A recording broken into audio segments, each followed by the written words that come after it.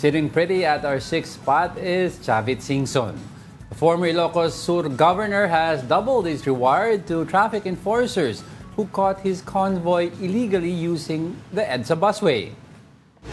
From 100,000 pesos, the reward money is now at 200,000 pesos. However, MMDA said the money will not go to the enforcers because this is illegal under the government's no-gift policy. The 200,000 pesos will go straight to the agency's funds instead. MMDA also insisted that Singson is not bribing them. Pupunta po yan sa general fund ng MMDA. Hindi po yan i-distribute sa particular tao or grupo. So, i-consider po yan na donasyon sa ahensya.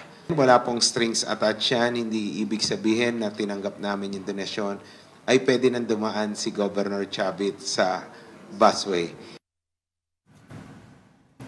Ayun nga. Pero paglilinaw naman na however or whatever the parang intentions are, paglilinaw naman ni Civil Commissioner sa CSC, si Attorney Lizada, sinasabi niya na parang bawal daw yun kasi may sinasabi siya, meron siyang stinate na Republic Act. Teka, hanapin ko. Republic Act number 6713, bawal daw yun. Yung ano yung bawal? Yung magbibigay ka ng donation sa isang agency.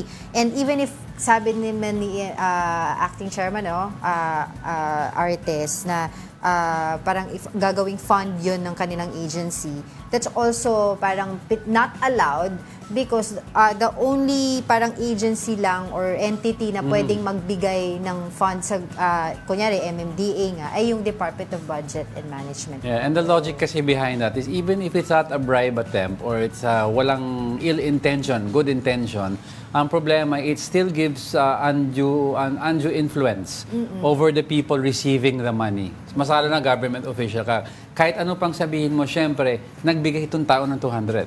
Diba? You don't, and kahit maano ka, kahit straightforward ka, there is a influence, an invisible influence na tinatawag nila because tatak sa mind ng mga employees ng agency or sa enforcer, siya yung nagbigay ng 200. Diba? And it may influence your decision making. Yun ang logic behind yung sinasabi ni Commissioner Eileen Lizada, Attorney Eileen Lizada. At saka yun nga, bakit kailangan pa daw bigyan ng pabuya, they're just doing their jobs, diba? I remember before, years ago, nung si Mayor Herbert Bautista pa yung mayor ng Quezon City. Yes. Meron din na gano'n ng huli sa kanya ng MMDA. Coding yata, if I'm not mistaken. I don't know yung nakalimutan ko na. Pero hinuli siya. Tapos nakita nga si Mayor Herbert Bautista din. Pero hindi naman siya binigyan ng pabuya. Pero parang commendation ata. May commendation may commendation for doing his job. Alam mo, by doing this, okay, nakakatuwa naman na ginagawa to ng mga personnel, ng mga government officials yung kanilang trabaho. Pero at the same time, na parang ganun tayo kumbaga, hayok dito sa paggawa ng mga tao ng trabaho nila because before sanay tayo na hindi ginagawa ng mga tao. Gets mo what I mean? Na talagang nagiging news sa atin na ang isang tao ay ginawa yung kanyang trabaho. There's a principle in, di ba, yung principle in Japan na ina-adapt ng mga kumpanya dito that you don't get a pat on the back for the job that you were hired to do. Now you get a pat on the back if you go over and above kung ano yung trabaho mo. For example, MMDA officer, biglang may rescue, may na-revive na somebody inatake sa puso. Yun ang over and above. Pero syempre, iba ang kultura naman natin.